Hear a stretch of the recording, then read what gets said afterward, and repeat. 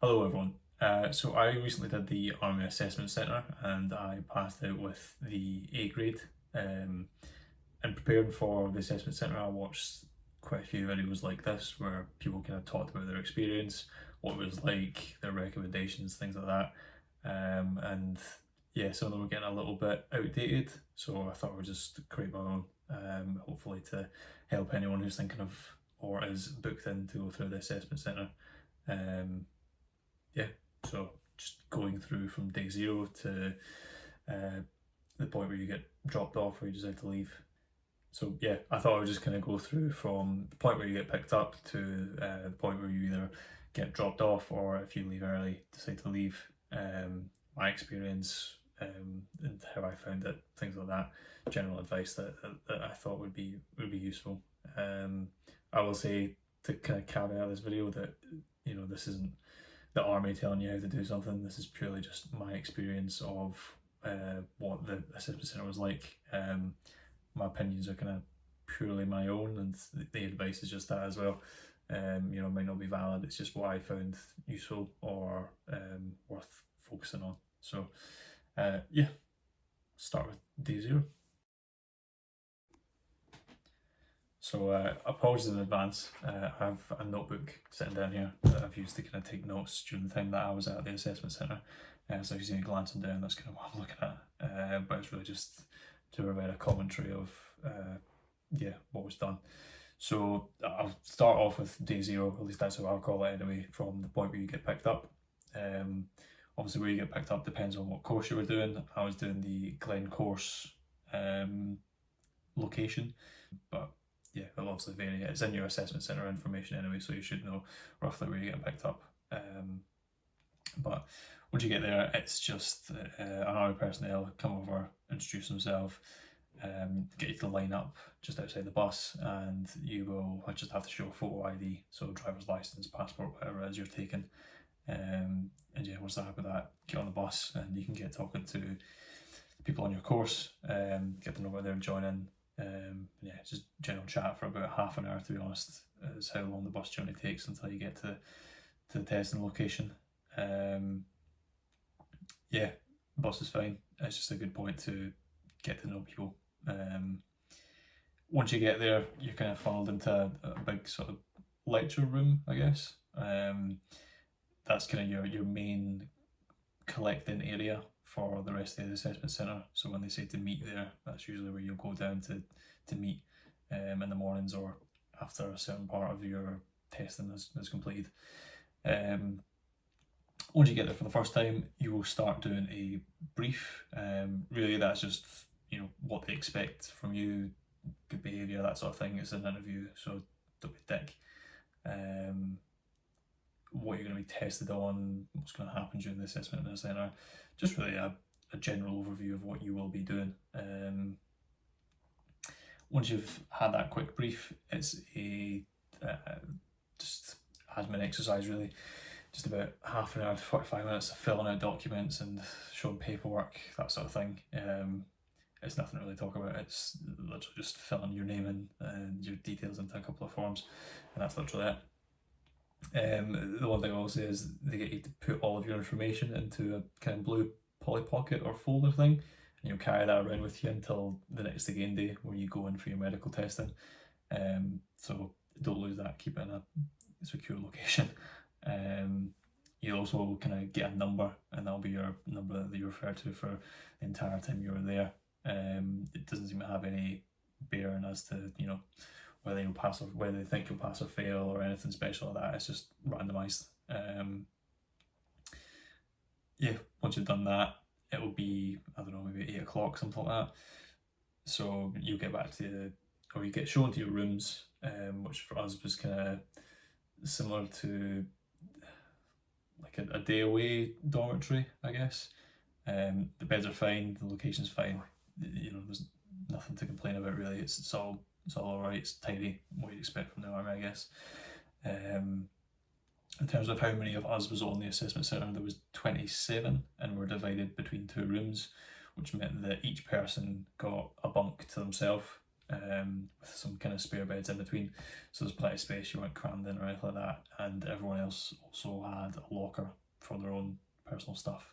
I was told that you were to keep that tidy in case they come and inspect it, but yeah, at least that was what I was told by one of the other people who was there, but they didn't do that for us. I think it's just your luck of the draw, but yeah, I'd probably keep it tidy just in case anyway.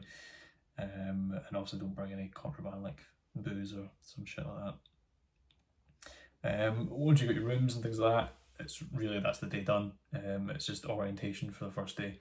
They'll give you a time to meet back downstairs the next day, which for us was 6:20, 6:30, something like that.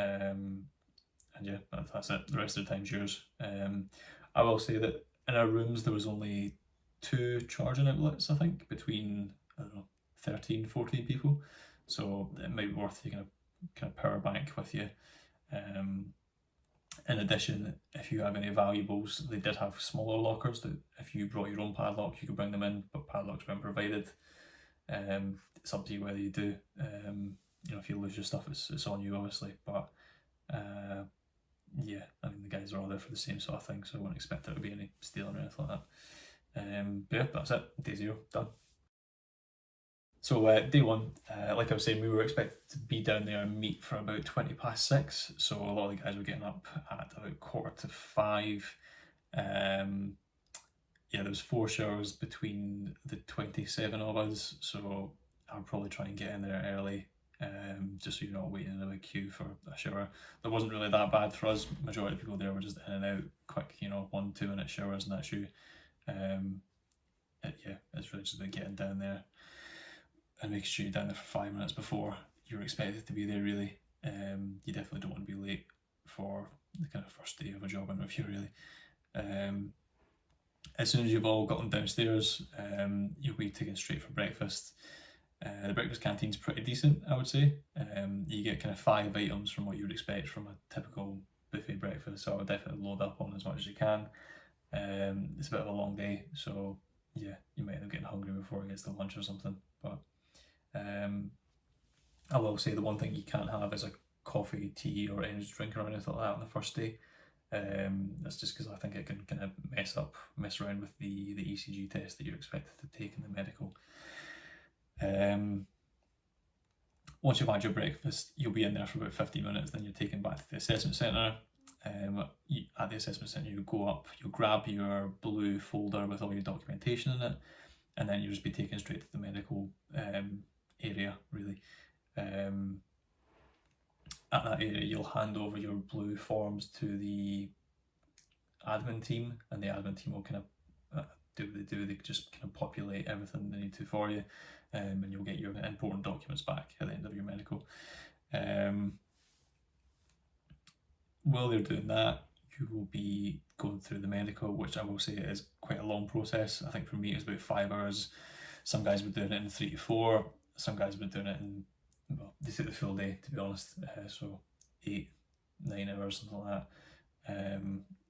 So yeah, I would maybe take a book with you or something. Just something to read to pass time, really. You are allowed on your phone, but you're not allowed to take pictures. So yeah, it might be worth just taking something that doesn't require internet or something like that. The medical tests themselves are all pretty general, pretty easy. It's an ECG test, a breathing test, an eye test, kind of BMI test, and a hearing test. Once you've done them, you'll wait around for the doctor, and at that point you'll have a one-to-one with them. You'll do some kind of standard mobility tests, kind of squatting and walking from one side of the room to the other, walking on your tiptoes, heels, and the kind of outsides of your feet. And then they'll do some kind of basic bending of knees, elbows, shoulders, that sort of thing, just to make sure you're in decent condition. They'll then go through all the documents that had been previously submitted during your army application and the results that you got from the testing that they just carried out on that day, and they'll kind of assess you as to whether you're okay as a straight pass, whether you fail and you get sent home at that point, which quite a lot of us actually did. Out of the 15 of us that passed, there was 15 of us that passed, so that's 12, I guess, that were just straight fail and sent home. It was quite surprising actually, given how kind of young and fit everyone was. I was by far one of the oldest there at 27. So it's really your luck of the draw, I guess, and there's nothing you can do to prepare for it. The other alternative to passing and failing is a medical deferral, which those of us who did pass, the majority of us did get that medical deferral. So if you do get it, it's nothing to worry about. It's really just like basic information that you need to go back and get from your doctor or something in Civvy Street. A lot of guys, it was like a GP note, some of it was like an eye test. So yeah, really basic stuff, but you're still allowed to continue, which is the important part. Yeah, once you've done that, you get taken back to the assessment centre. So long as you pass, you'll be allowed to continue. If you fail, you just take you straight home at that point. Although I can't tell you what happens after that, because I was lucky enough to pass. You will then, if you're lucky enough to finish early, you will have free time until about lunch. And I think lunch was about 12 o'clock, half 12, something like that. At which point they got everyone who was still waiting for the medical, and they got the guys who had finished, and then they just took us straight for that. It was just a kind of standard lunch. Again, just fill up as much as you can. It's just 3 meals, so make sure you're not hungry between the meals. Once you've finished lunch, again, maybe 15 minutes max, you're in there. Take you back to the assessment centre. Those who are still doing the medical continue on to do that, and those who finished will end up doing the kind of cognitive test. They give you kind of practice ones to do before you actually go to the assessment centre. So yeah, I'll just, if you're worried about it, I'd crack out as much as them as possible. But it really is just basic problem solving and your understanding of kind of numeracy and things like that. So it's not anything to be super worried about. But if you do require one of the kind of high results fields to get into, like I think the military police is pretty high, or intelligence, it may be worth practicing on some of those. I think you can find them online as well as the Army website itself. Once you've done that, it was again waiting around for everyone to finish the cognitive test. So I think that was maybe another hour or something we were waiting and just had free time.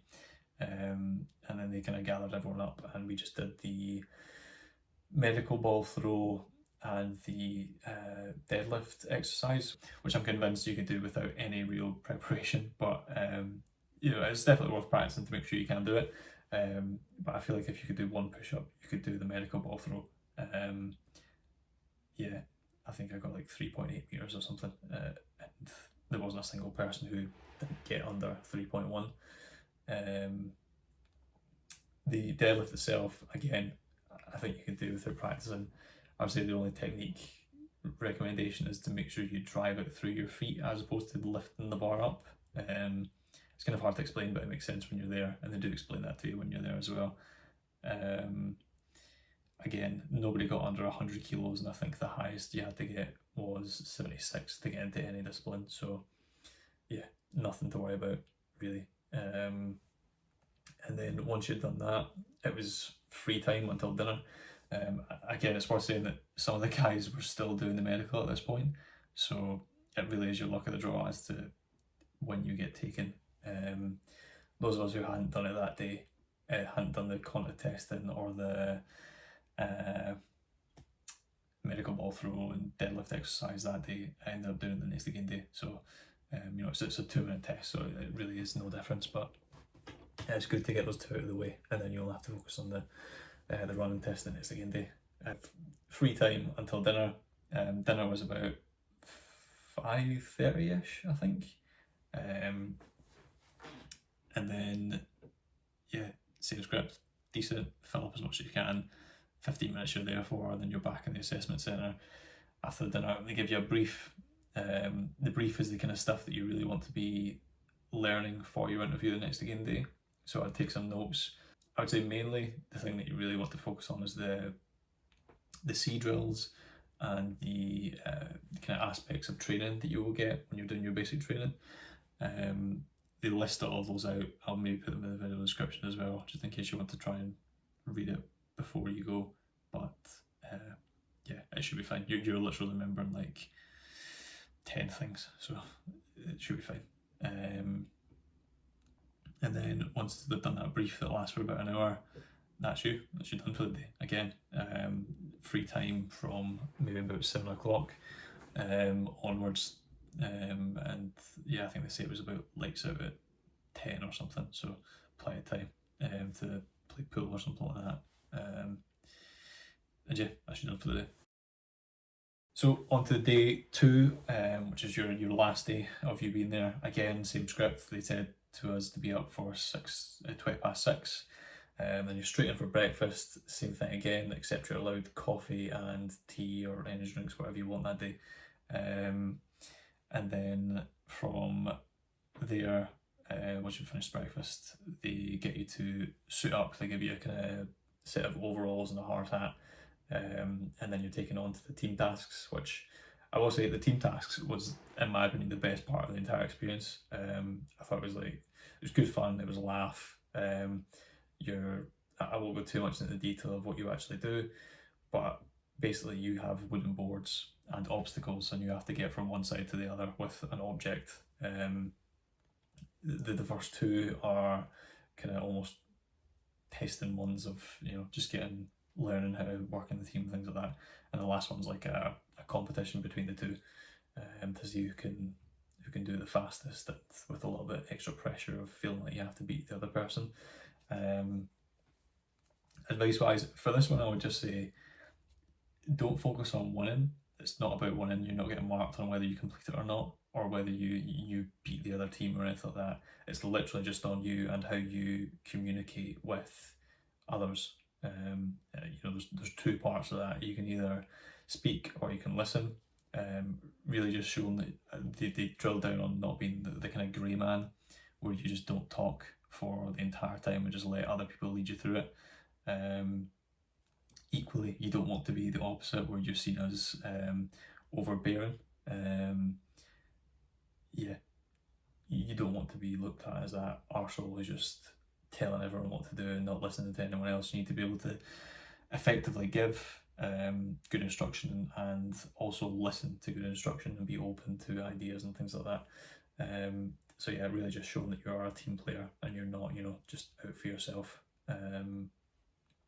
But yeah, as I said, that was the best part. Enjoy that bit. That's really good fun. As long as it's not absolutely pissing it down, it should be a good laugh. After the team task, you then get taken back to the assessment centre, get the overalls off, get the hard hat off, stick the back in the kind of laundry bin, whatever it is, and then you will wait in the room that you do most of your lectures in, and you get taken in. It depends on how many numbers there are of you, but I think there was a limit of 8 at a time to go to the bleep test, which is done outside on a slight incline. The bleep test was the thing that I think everyone seemed to be worried about, but I don't think that's really anything you should be worried about, because it's the thing that you can do the most preparation for, really. If you're worried that you're not going to meet your bleep test minimum, go do the bleep test, go practice it. There was a lot of guys there who hadn't even attempted the bleep test before being there, which I found absolutely mental, if that was something that you were worried about. So yeah, I would do at least one bleep test before you go, make sure you can hit your minimum, and then at least what I did was, just after I knew I could do it, I just kept on pushing my kind of running fitness, doing longer distances. I think they really recommend that you do what's called zone 2 running and things like that to help improve it. And I think that apparently does make a big difference. It's not something I've ever done myself. I just seem to kind of do 5Ks and try to go for a faster and faster time each time, which probably isn't recommended, but it worked out fine for me. I think in terms of the testing, I actually managed to get 9.4 or something, and for the engineers that I was going for, you need 7.6, I believe. So I was well over it. Once you've done the bleep test, you then get sent to go kind of tidy up and get changed, because after that is the interview. I will say that I recommend putting on some kind of formal wear. You don't need to be in exact suits or something like that, but a shirt and some trousers at least. There's a lot of guys in there who've been in like trackies and things like that, but you got to remember this is a job interview, so you want to at least present like you're interested and you want to be there. The interview itself is it's less of an interview, to be honest, and more of a nice conversation where you have the opportunity to ask questions. Like I was saying before on day one, the only thing that I would really focus in on is one, the CDRILS, and two, the aspects of training that you're going to get. But they teach you that, and they explain what it is to you as part of the assessment centre. So you can just take the notes there. Alternatively, I will put in the description in case you want to try and get some advanced reading or something like that. I will say the only other thing to keep in mind as well is the Army's drug policy, which is kind of no tolerance, and the tattoo policy, which I think is nothing offensive, and don't get it on your head, face, hands before starting basic training, that sort of thing. And once you've got those down and you know that you remember them, the rest of it is just a nice conversation where you can ask about the job that you're getting into and really make sure you understand what it is that you're joining and make sure it's right for you and things like that. For me, for example, I had an officer application and a soldier application open at the same time for the reserves. So it was a really good opportunity for me to understand what that process was going to be like, get advice for AOSB, main board, and yeah, it was really, really good for just getting a one-up on what to expect and things like that. Once you've done your interview, that's you. I think I was the second last to get taken, and I ended up leaving around about 2 o'clock, give or take. Some of the guys were finished at 11 o'clock or something. They waited around till they got lunch, and then they cleared off, and then after that we just left one by one. And yeah, that's it. That was the assessment centre done. Overall, it was a really good experience. It gives you kind of an idea of what to expect from the Army. Let's just see what an active military base looks like, and yeah, it's just generally a good way to introduce yourself to that world, and you get a good opportunity to ask questions. There's nothing they're trying to gain out of that, so be honest with the questions you ask. If you're not 100% sure with the job that you're going into, that's the place to query it and things like that.